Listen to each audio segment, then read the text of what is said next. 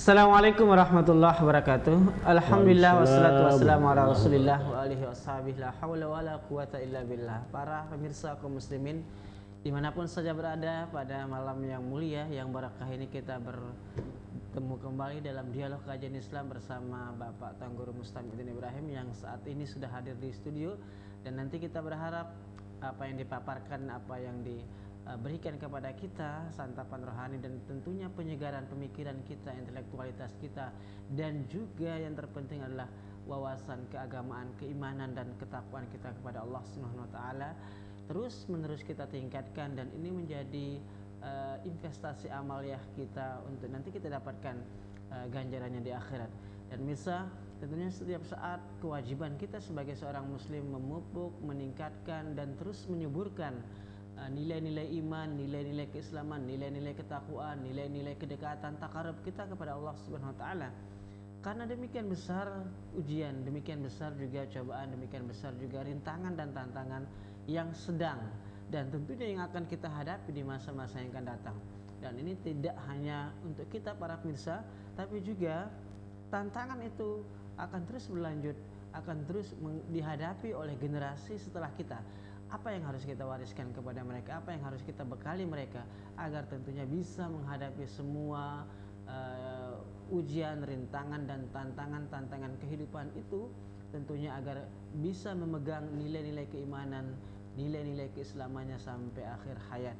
Dan pemirsa, inilah yang nanti akan dipaparkan bagaimana kita dalam hidup ini senantiasa berpegang teguh pada nilai-nilai keimanan, pada prinsip-prinsip keyakinan dan akidah kita sebagai seorang muslim, dan kita berharap jangan pernah pudar, jangan cepat terpengaruh oleh hal-hal keyakinan, keimanan yang justru akan menyesatkan kita, yang akan merugikan kita dunia dan akhirat, dan tentunya akan menjerumuskan kita kepada jurang kehancuran.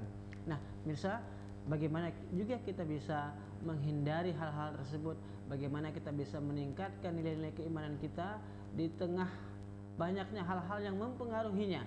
Langsung saja kita tanyakan kepada Bapak Tuan Guru kita sapa Bapak Tuan Guru kita yang sudah hadir dan tentunya tidak asing bagi kita semua.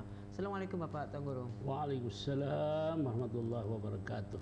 Baik, kita pada malam ini akan mendengarkan siraman rohani dan tausiah. Sebenarnya keimanan, iman dan kesadaran diri ini ada keterkaitan satu sama lainnya. Bagaimana juga pengaruh iman dan kesadaran diri kita untuk meningkatkan iman atau keimanan kita agar kita menjadi seorang yang betul-betul punya kesadaran kita sebagai seorang hamba yang tentunya nanti akan kembali kepada Sang Khalik. Silahkan Tuan. Baik. Assalamualaikum warahmatullahi wabarakatuh. Waalaikumsalam warahmatullahi wabarakatuh. Bismillahirrahmanirrahim. Alhamdulillahirabbil alamin wassalatu wassalamu ala asyrafil anbiya wal mursalin sayyidina wa maulana Muhammadin wa ala alihi washabihi ajma'in. Allahumma aslih ummata Muhammadin sallallahu alaihi wasallam wa farrij an ummati Muhammadin sallallahu alaihi wasallam warham ummata Muhammadin sallallahu alaihi wasallam wa anshur wahfadh wa id nabdatul watani fil alamin bihaqqi Muhammadin sallallahu alaihi wasallam. Amma ba'du. Para pemirsa Lombok TV, kaum muslimin muslimat rahimakumullah, alhamdulillah kita berjumpa kembali lewat acara kesayangan kita, lewat layar kaca kesayangan kita Lombok TV dalam kajian Islam, yang pada malam hari ini kita mengambil tema iman dan kesadaran diri. Ini perlu kita perhatikan betul, kita mantapkan betul. Pertama, karena iman itu sendiri merupakan nikmat dan rahmat Allah yang paling besar, paling utama diberikan oleh Allah Subhanahu wa taala kepada kita. Dan karena dia merupakan nikmat yang paling besar, kita perlu sadar betul bahwa iman ini tetap kita pelihara, tetap kita jaga dan tetap kita kokohkan. Jangan sampai dia menjadi berkurang atau bahkan hilang. Iman itu menjadi tambah kokoh kalau seseorang itu tetap berbuat taat patuh kepada Allah Subhanahu wa taala dengan melaksanakan perintah-perintah Allah Subhanahu wa taala dan menjauhi larangan-larangannya. Iman itu juga akan hilang, menipis kalau seseorang itu melaksanakan larangan-larangan Allah.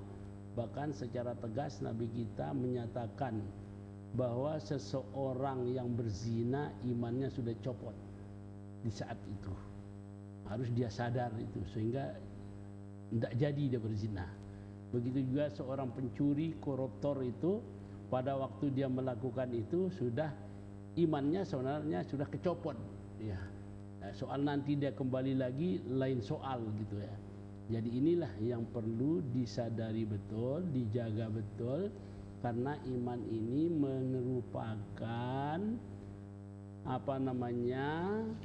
kunci keselamatan dari seseorang. Iya.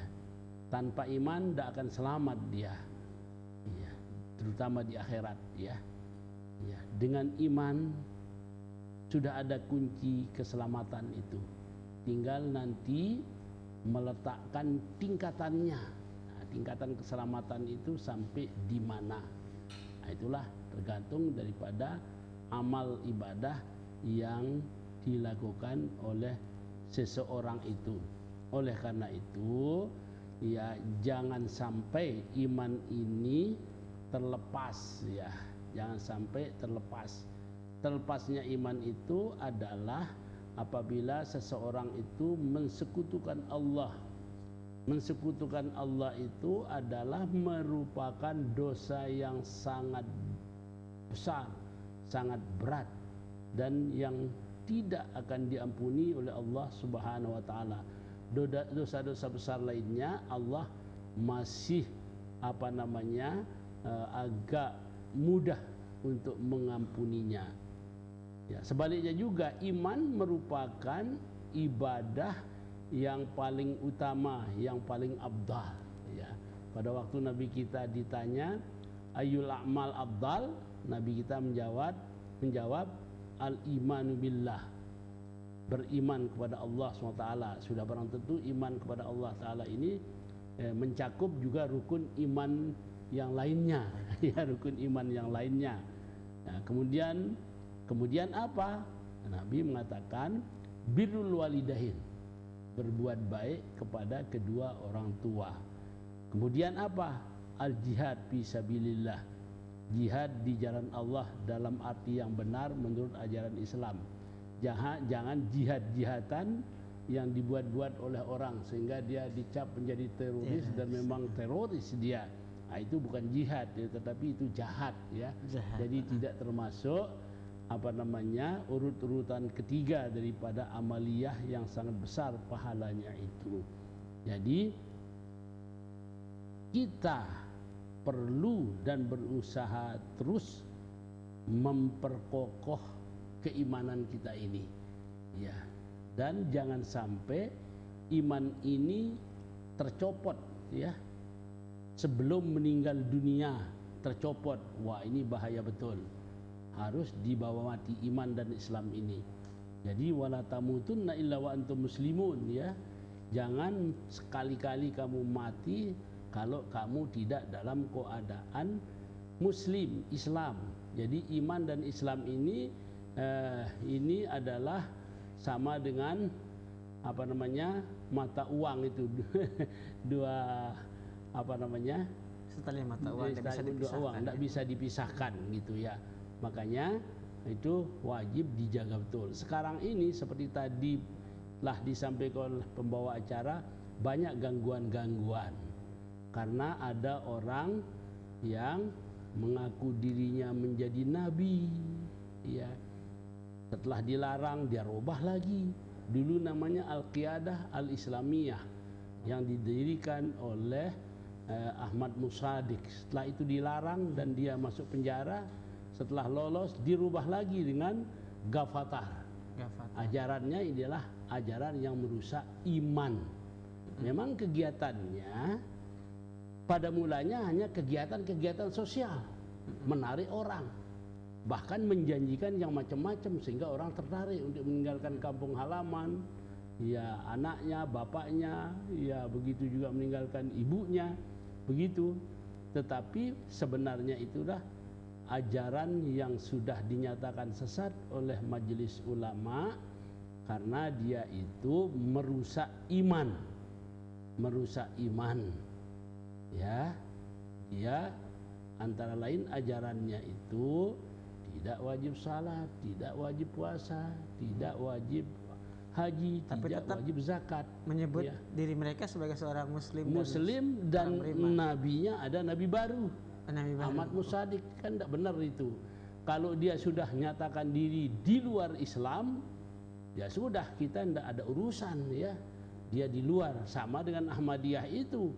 Kalau dia itu mengatakan dirinya agama Ahmadiyah tidak Islam, kita tidak persoalkan. Karena dia mengaku dirinya Islam, tapi menambah nabi lagi. Makanya kita mempersoalkannya.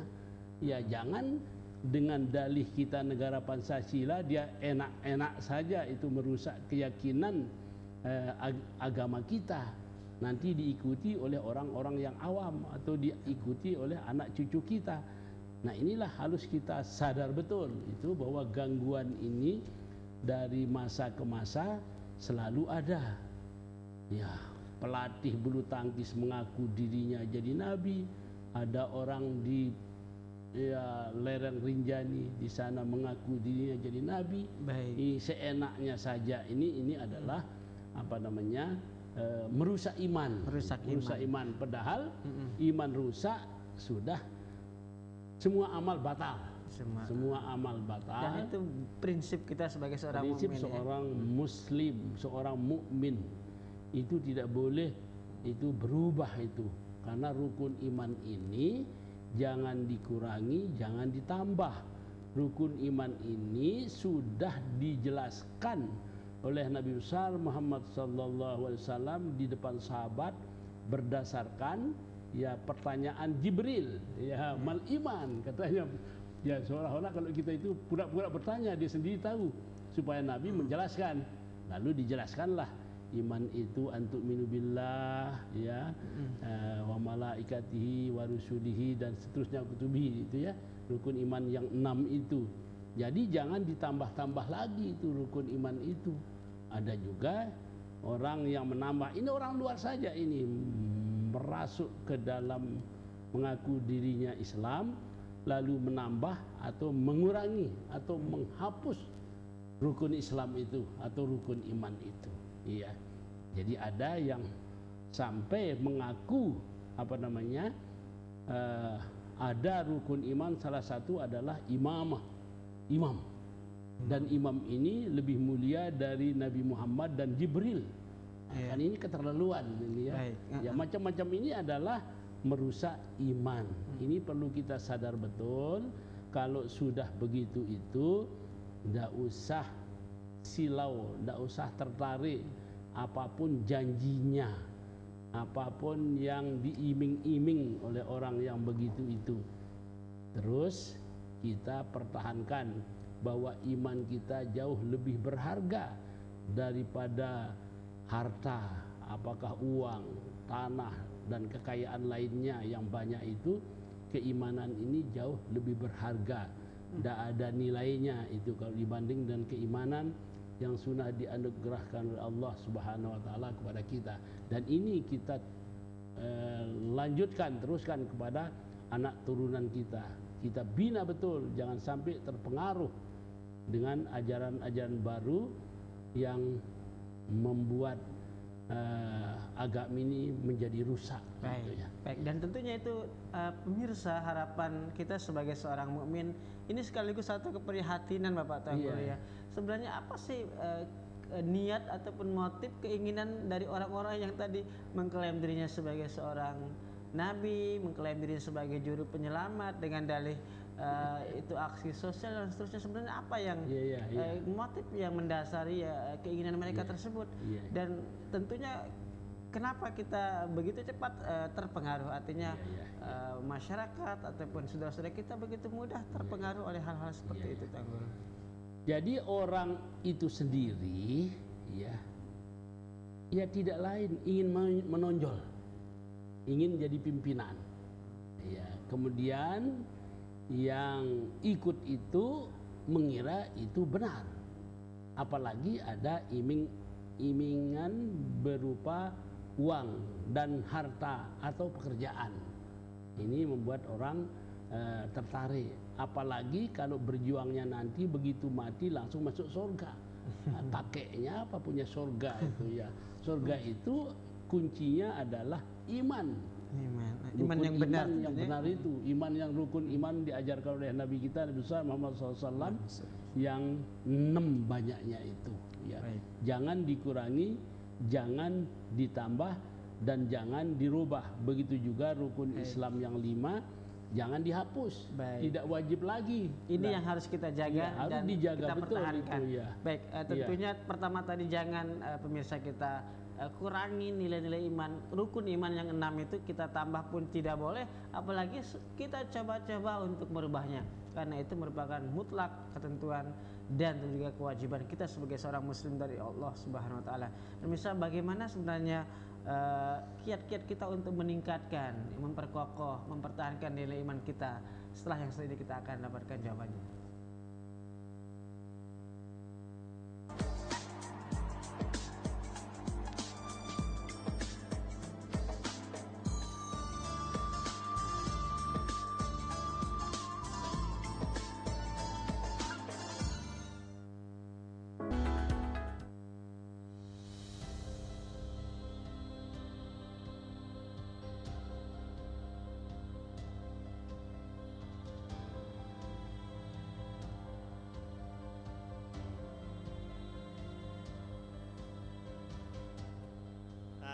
I'm very happy to be here. It's a very nice place.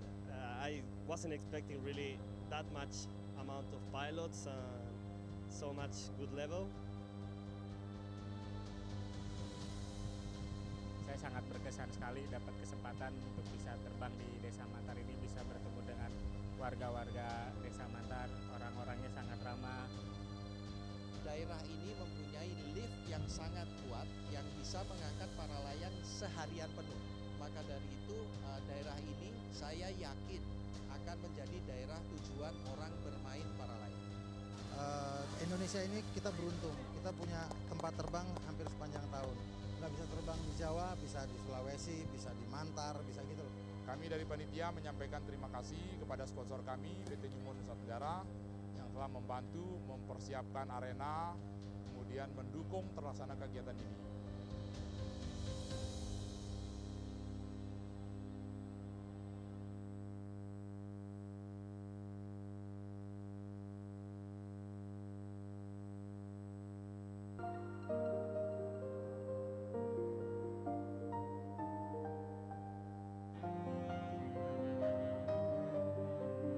Penghargaan ini tidak jatuh dari langit, namun reputasi yang dibangun puluhan tahun dengan tetap bertahan menjadi yang terbaik. MCO berubah yang biasa menjadi luar biasa.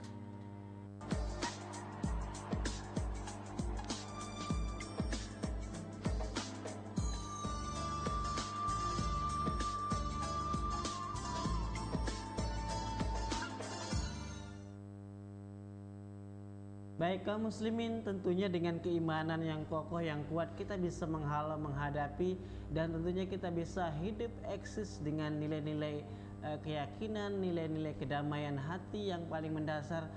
Syaratnya tentu dengan keimanan yang sejati, yang kokoh, bukan keimanan yang asal sebut saja iman, namun cepat terpengaruh, cepat dikelabui dan cepat mengikuti keyakinan-keyakinan yang belum tentu itu benar, belum tentu itu dibenarkan juga. Nah, sebenarnya apakah orang-orang yang akhirnya juga terpengaruh ikut-ikutan mengikuti satu ajaran yang belum jelas, itu imannya sedang terkikis atau sedang merosot ini. Iya, Bapak Tanggul. memang dia itu baru mengaku diri beriman, tetapi ilmu tentang iman dia belum miliki. Kesadaran beriman belum, apalagi imannya akan menjadi kuat itu ya. Jadi bukan imannya kuat, tetapi dia masih ya ikut-ikutan lah begitu ya. Oleh karena itu, ya orang itu harus belajar akidah, ilmu tauhid, ya, belajar juga ilmu fikih, dan terutama sekali tentu lanjutannya secara langsung mempelajari Quran dan hadis gitu ya. Lalu membaca Al-Quran supaya mendapat hidayah.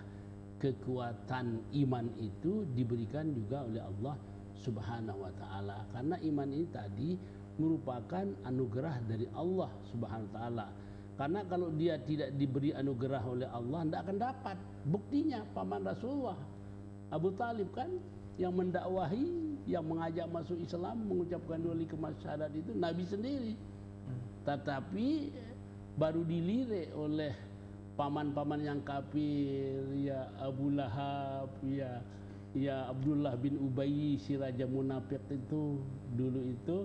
Hei Abu Talib, apakah kamu meninggalkan agama nenek moyang, mengikuti anak pamanmu, anak saudaramu ini?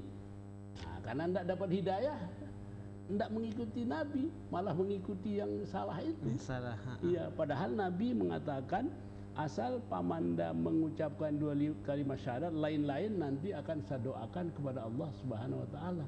Karena belum pernah belum pernah beribadat kan. Iya, tetapi Nabi menginginkan paman beliau itu di akhir hayatnya mengucapkan dua kalimat syahadat.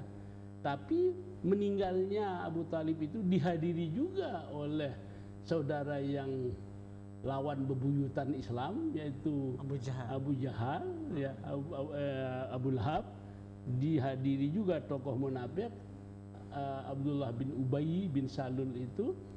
Ya, waktu Nabi mengajak begitu, dia langsung juga, Abu Talib, Abdul Muttalib, apa kamu tinggalkan agama nenek moyang? Baik. Artinya terpengaruh dengan itu. Iya. Dan memang tidak dapat hidayah. Sehingga Nabi kita mendapatkan ayat turun waktu itu, innaka la tahdi man ahbabta walakinnallaha yahdi man yasha. Engkau tidak bisa memberi petunjuk orang yang kamu cintai. Yang dapat petunjuk itu yang diberi petunjuk oleh Allah. Ya, sebenarnya orang yang mendapat petunjuk iman itu ya sudah bersyukur sekali, itu sudah bagus itu. Jangan dirusak dengan orang yang mengaku dirinya jadi nabi, mengaku dirinya jadi Tuhan, apalagi ya seperti Lia Eden itu mengaku dirinya jadi Tuhan lagi. Bisa apa dia? Iya, perempuan lagi. Bukan saja pada zaman Firaun kita mendengar ada orang mengaku sebagai Tuhan.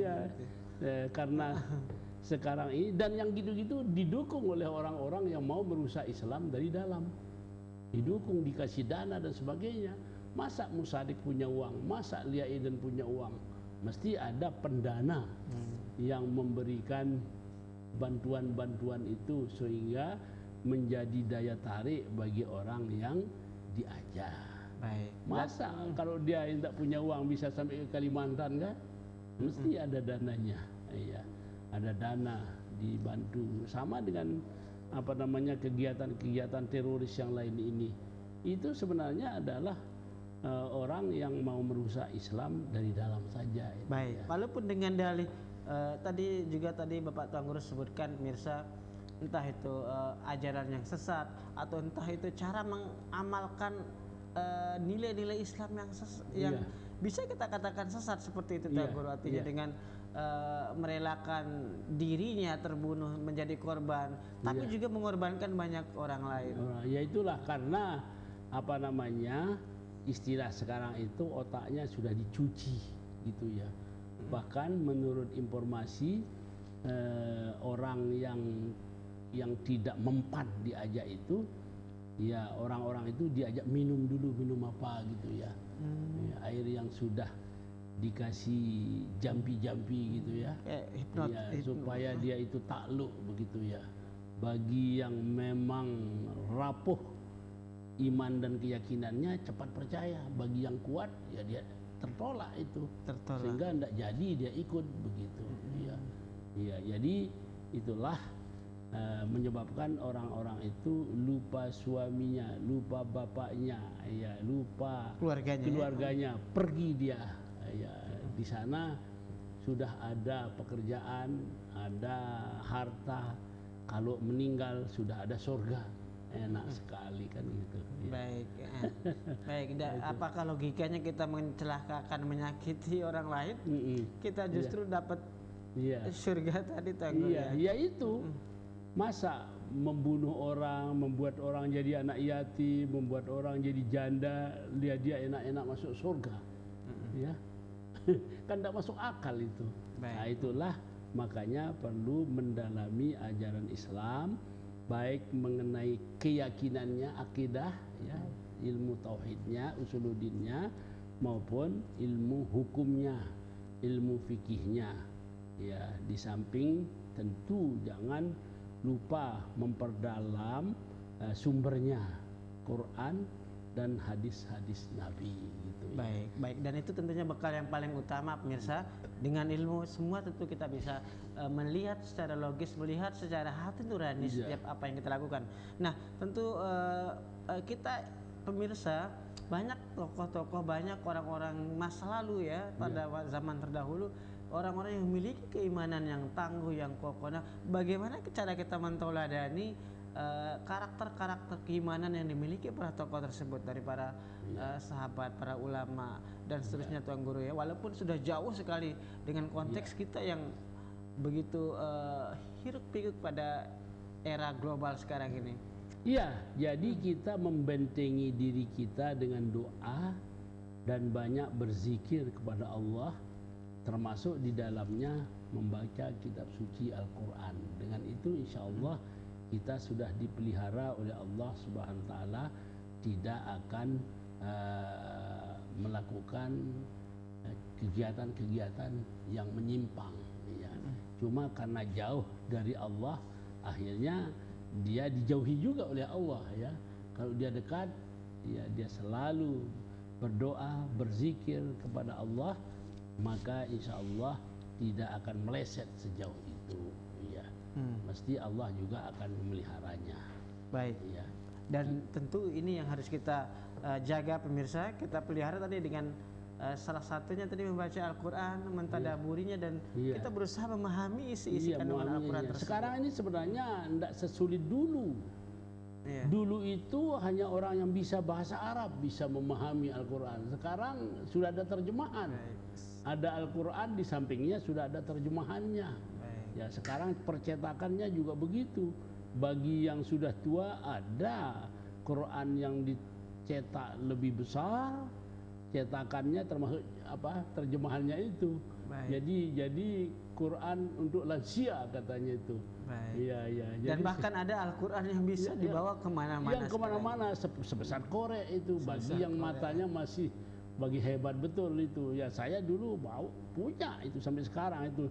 Tapi sekarang sudah tidak bisa baca itu, yang kecil itu. Terlalu kecil kan. Iya, yang sedang-sedang aja. Bahkan gitu. kadang-kadang ada juga disisipkan lewat alat-alat elektronik media. Sekarang ini sudah luas, masuk di alat-alat elektronik, di HP, di apa namanya itu.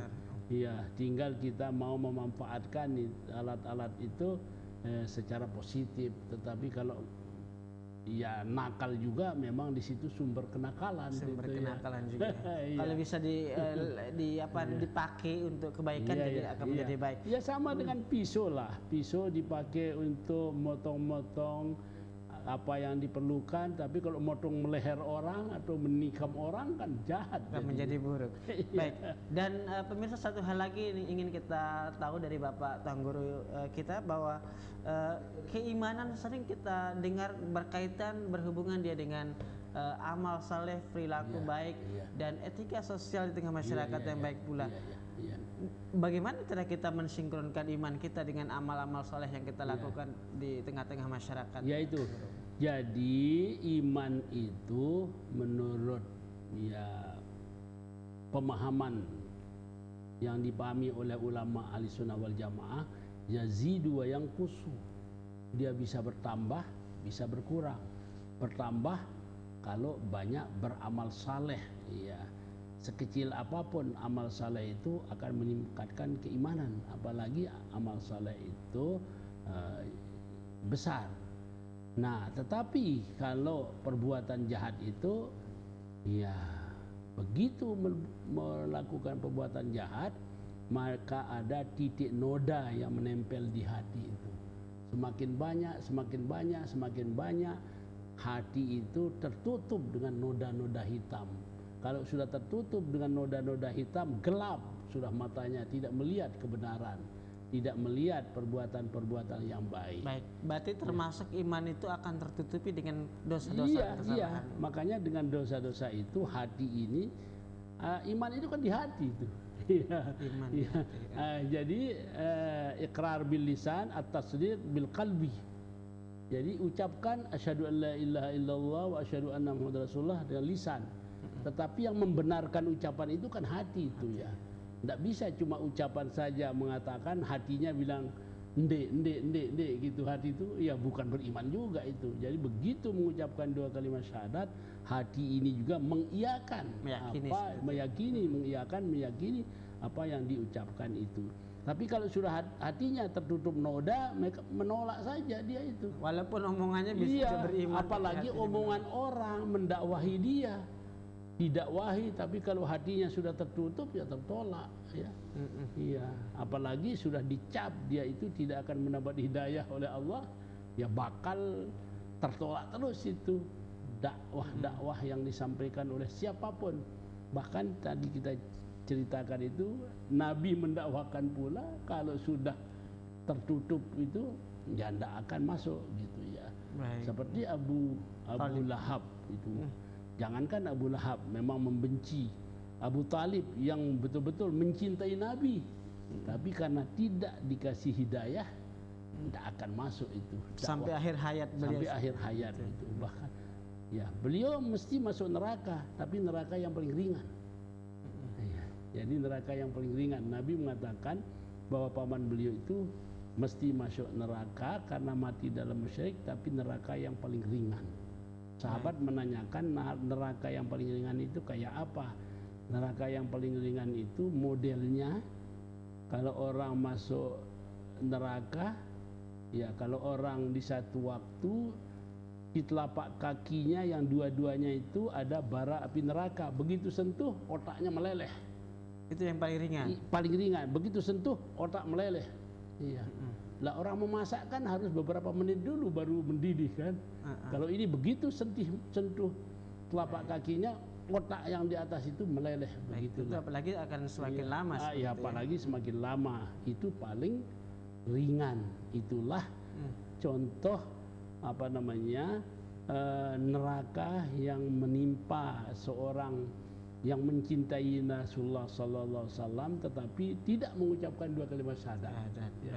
Karena pengaruh lingkungan tadi itu. Pengaruh lingkungan ya. Baik, tentunya sangat-sangat penting pemirsa, walaupun kita berusaha ya belajar mengkaji, belajar meningkatkan keimanan kita dengan teori-teori dan konsep-konsep, tapi kalau kita tidak sertai dengan menjaga keyakinan kita di tengah-tengah lingkungan tempat kita berada ya, apalagi ya, sekarang banyak pengaruh-pengaruh kayak tadi Tuan Guru ya. Bisa larut. Ada aliran-aliran. Dan juga bahkan itu disebarkan lewat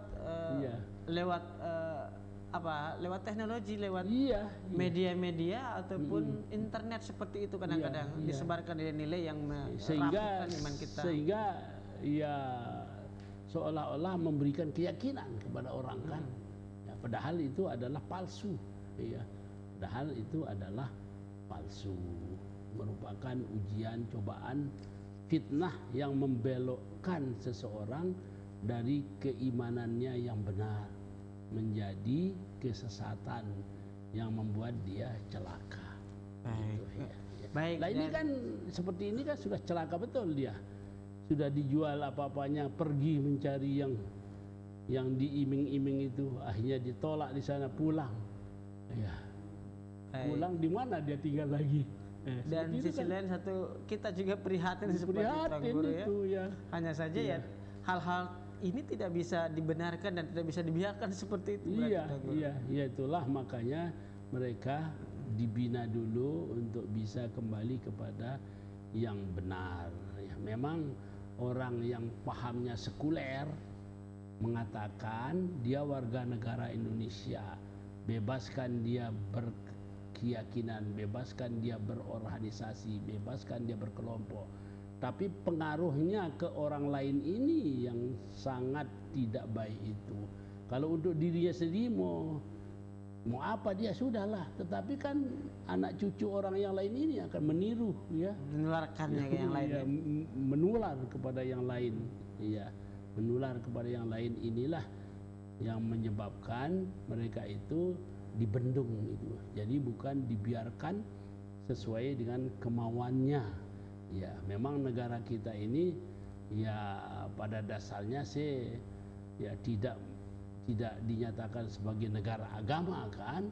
Ya, tetapi bukan membiarkan orang untuk membuat agama, merusak ajaran agama dan lain sebagainya.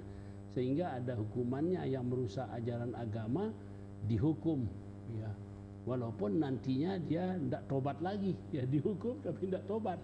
Iya, tinggal dihukum lagi kan begitu. Baik. Sama dengan narkoba ini, iya, betul-betul kan merusak itu. Tetapi setelah mereka dihukum, tambah canggih dia apa namanya, nggak ada jeranya, nggak ada ya, kegiatan di penjara. di penjara. Nah, ini baik. ya susah sekali ini. Baik, dan itu mungkin didasari oleh keimanan yang tadi Iya, aku ya, juga yang imannya sudah longsor itu ya, sudah terkikis gitu ya.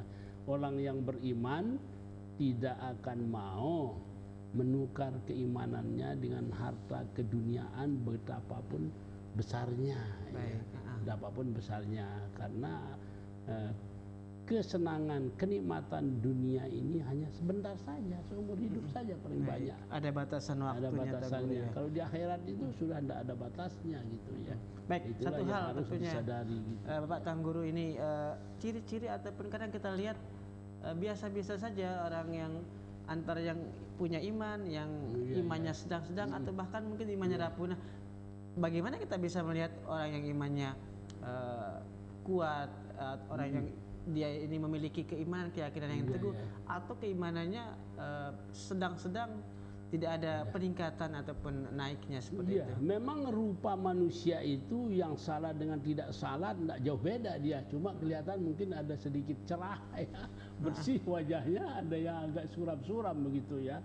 Ya, kemudian yang salat ini juga apakah imannya sangat kuat, sedang dan tipis, ini memang tidak nampak karena itu adalah di dalam hati itu ya. Cuma kita bisa melihat zahirnya, nahnu nahkumu bizawahir, kita bisa menetapkan orang ini kok kuat, bagus dia kalau zahirnya dia baik ya, amal ibadahnya bagus, sikap dan tutur katanya, sepak terjangnya di tengah masyarakat bagus menurut ukuran atau menurut ukuran ajaran agama maupun adat istiadat, ya sudah kita akan menilai dia baik kan? Baik. Tapi ada juga orang yang pura-pura ya baik tetapi hatinya tidak baik. Nah, inilah yang dikatakan munafik itu ya. Dan pantaslah orang munafik ini siksaannya lebih berat daripada orang kafir. Ya, jadi kalau kafir itu nerakanya neraka biasa. Dia itu yang paling dalam gitu ya nerakanya, karena memang dia menipu kan. Di depan dia beriman tetapi dalam hatinya dia memusuhi iman, memusuhi iman. Nah, akhirnya diancam dengan fiddarkil asfali minan nar, di bagian terbawah dari neraka. Kalau neraka itu yang paling bawah, itu yang paling panas ya. Kalau surga itu yang paling tinggi, yang paling hebat, Firdaus ya. Firdaus. Kebalikannya ya. Kebalikannya. Yang paling bawah. Jadi neraka itu paling bawah, yang paling dahsyat ya. Yang paling hebat hukumannya.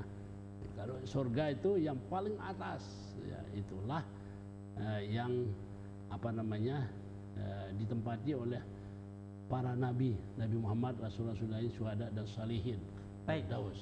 Dan itu yang tentunya menjadi tujuan kita para pemirsa, di mana kita ingin terhindar dari segala macam pengaruh-pengaruh yang merusak keimanan kita. Sisi lain juga kita harus tetap eksis memperjuangkan keimanan kita. Namun kadang-kadang seperti tadi disampaikan Tuan Guru ya, iman kadang-kadang kita tidak bisa menyadarinya, dan orang tidak sadar kadang-kadang imannya sudah merosot, imannya sudah terpuruk, sehingga keinginannya untuk ibadah, untuk mundur, pertebal imannya kurang.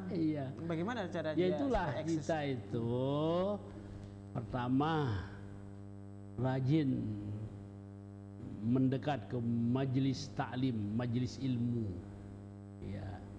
pengajian.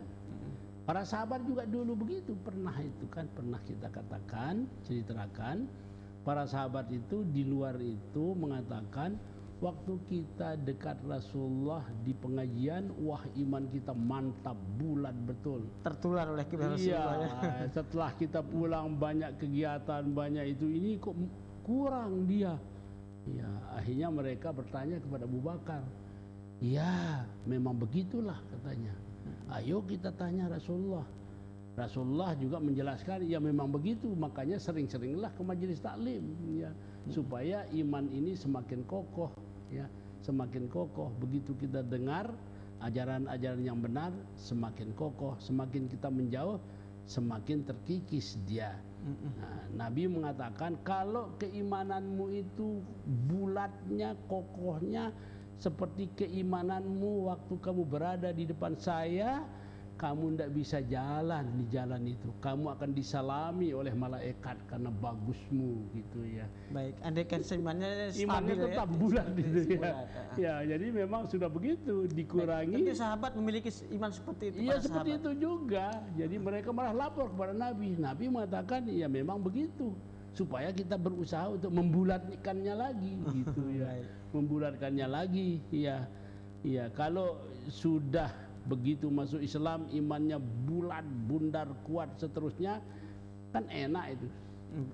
Setelah mengucapkan 2 kalimat syahadat, ongkang-ongkang tinggal nunggu mati masuk surga kan jadinya, ya. Tidak ada perjuangan gitu ya. Jadi Nabi kita mengatakan begitu, menjawab pertanyaan itu ya. Beliau mengatakan, kalau imanmu sekuat waktu kamu mendengar pengajian dari saya, dan tetap begitu dimanapun kamu berada, istiqomah, istiqomahmu begitu, kamu tidak sempat bisa jalan, malaikat akan menyalami kamu tuh, berebut malaikat itu menyalami tanganmu, kata Nabi ya. Baik. Jadi memang begitulah sebagai ujian bagi kita, supaya kita itu tetap berusaha memperkuat dan mempertebal keimanan ini dengan berbuat baik. Berbuat baik kita itu ya kepada diri kita, kepada orang tua, kepada guru, kepada saudara, kepada tetangga, kepada umat sesama manusia, dan kepada makhluk yang lain juga.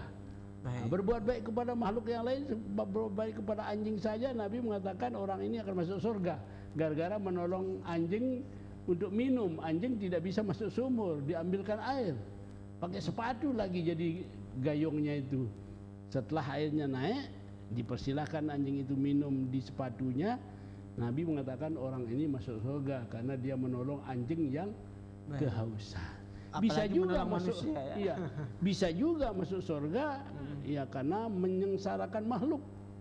Iya, ada orang rajin beribadah, iya, tetapi dia tangkap kucing, tidak dikasih makan. Nabi mengatakan dia masuk neraka gara-gara dia menahan kucing, tidak bisa makan, tidak dikasih makan sampai mati. Iya, dia itu walaupun dia beribadat, ibadatnya hapus karena menyiksa kucing. Ini kan, ini Islam ini ya. Berarti, jadi rahmatan lil alamin Islam itu.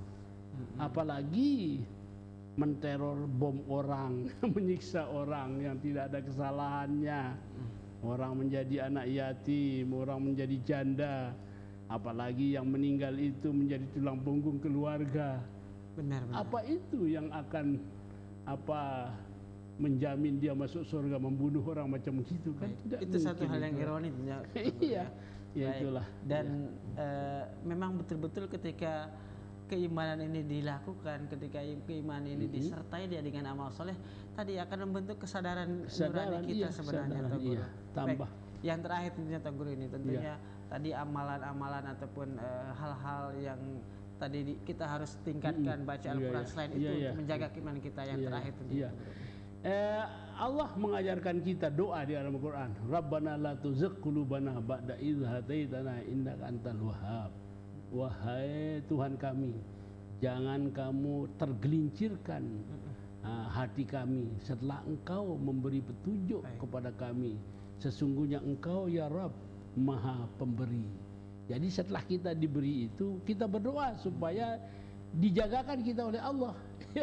Kita tidak bisa jaga diri kita sendiri untuk terus menjaga eksistensi iman kita. Baik, Tuan Guru, kita tentunya ingin lebih jauh, lebih banyak, lebih luas lagi dan lebih dalam lagi mempelajari tentang keimanan. Yaitu tentunya setelah selesai kita salat, kita mohon ampun, jangan lupa berdoa seperti tadi itu. Baik, itu yang harus kita doa tadi. Dan tentunya pemirsa juga lebih kurang tahu doanya dan sering juga kita dengarkan, kita amini dan mudah-mudahan tentunya dijabah oleh Allah SWT.